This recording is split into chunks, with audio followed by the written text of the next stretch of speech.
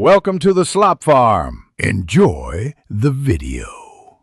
Measure 1/2 cup packed basil, 1/4 cup pine nuts, 1/2 cup grated Parmesan, and 1/3 cup olive oil to make the pesto. Keep ingredients ready.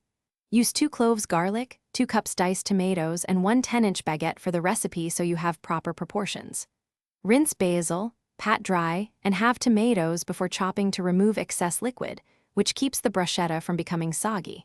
Slice the baguette into 3 5-inch pieces and preheat the oven or skillet for toasting the bread.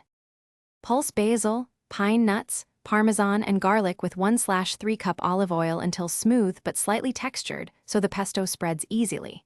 Mix 2 cups diced tomatoes with 1 tablespoon lemon juice, 1 teaspoon salt, and 1 teaspoon pepper to make a bright bruschetta topping.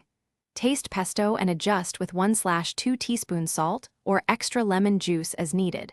Balancing acidity and salt brings out flavor. If desired, fold in 1 tablespoon minced basil stems for toast baguette slices at 400 degrees F for 6 to 8 minutes or brown 2 minutes per side in a skillet with a little olive oil until crisp and golden.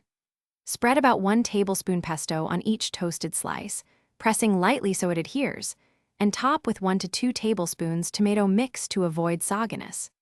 Finish with a drizzle of 1 teaspoon olive oil and a pinch of flaky salt or 25% less salt if preferred. Then serve immediately for best texture and flavor.